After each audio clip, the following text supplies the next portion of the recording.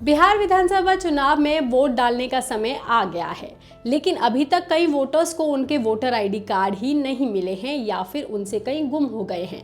तो उनको घबराने की ज़रूरत नहीं है, क्योंकि चुनाव आयोग ने स्पष्ट किया है कि अगर आपका नाम वोटर लिस्ट में है तो आप वोटर आईडी कार्ड के बिना भी वोट डाल सकते हैं। लेकिन कैसे, इसके लिए आपको क्या करना होगा, चलिए हम आपको बताते हैं और ये भी बताते हैं कि आप अपना नाम वोटर लिस्ट में कैसे चेक करें, और अगर वोटर लिस्ट में आपका नाम है तो डिजिटल वोटर आईडी कार्ड कहां से हासिल करें।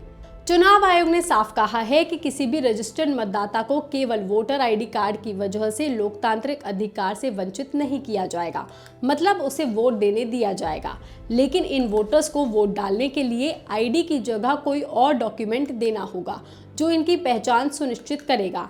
चुनाव आयोग ने ऐसे 12 वैकल्पिक फोटो पहचान पत्र की एक लिस्ट जारी की है, जिसमें ये सारे डॉक्यूमेंट्स आते हैं।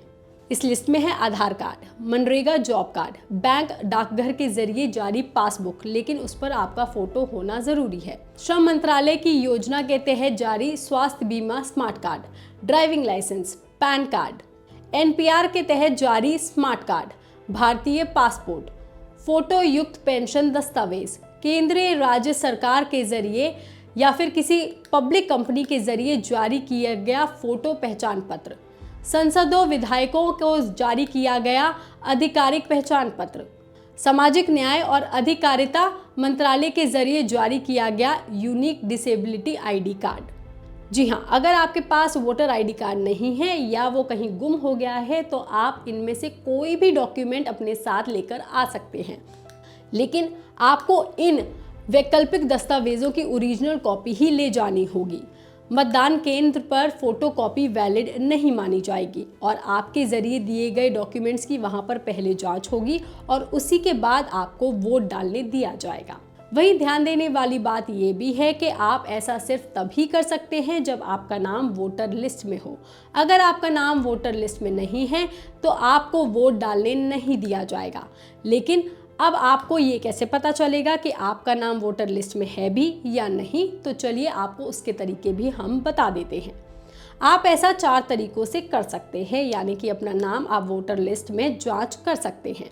सबसे पहले में आप वेबसाइट के जरिए अपना नाम वोटर लिस्ट में चेक कर सकते हैं। इसके लिए आपको बिहार सीईओ की वेबसाइट या फिर नेशनल वोटर सर्विस पोर्टल की वेबसाइट पर जाना होगा। इनमें से किसी भी वेबसाइट पर जाकर आपको SIR final electoral roll WRT 1 जुलाई 2025 या फिर डाउनलोड SIR फाइनल रोल का विकल्प चुनना होगा। इसके बाद अपना जिला, विधानसभा क्षेत्र, भाषा और रोल टाइप सिलेक्ट करना होगा। फिर यहाँ पर आपको अपना EPIC नंबर, मोबाइल नंबर या नाम, जन्मतिथि और पिता का नाम डालकर सर्च कर सकते हैं। आप कैप्चा भरने के बाद ही सर्च पर क्लिक कर सकते हैं। अगर आपका नाम लिस्ट में होगा तो वो तुरंत आपकी स्क्रीन पर दिख जाएगा। आप चाहें तो अपने क्षेत्र की पूरी वोटर लिस्ट भी यहाँ से डाउनलोड कर सकते हैं। इसके अलावा आप electoralsearch.in वेबसाइट पर भी लॉगिन करके अपनी लिस्ट में नाम और पोलिंग बूथ जान सकते हैं। इसके लिए आपको वेबसाइट पर जाकर यहाँ केवल अपना EPIC यानी कि वोटर आईडी नंबर और मोबाइल नंबर डालना होगा। अगर नाम होगा तो आपको यहाँ पर पता चल जाएगा। इसमें दूसरा विकल्प है कॉलिंग का। आप 1950 पर कॉल करके यहाँ EPIC यानी कि वोटर आईडी नंबर और मोबाइल नंबर डाल करके अपना वोटर लिस्ट में नाम और पोलिंग बूथ जान सकते हैं। तीसरा, आप SMS के जरिए भी लिस्ट में अपना नाम चेक कर सकते हैं। इसके लिए आपको ECI space EPIC number type करके 1950 पर मैसेज भेजना होगा। चौथा विकल्प है ऐप्स का। आप वोटर हेल्पलाइन एप्लीकेशन भी डाउनलोड कर सकते हैं।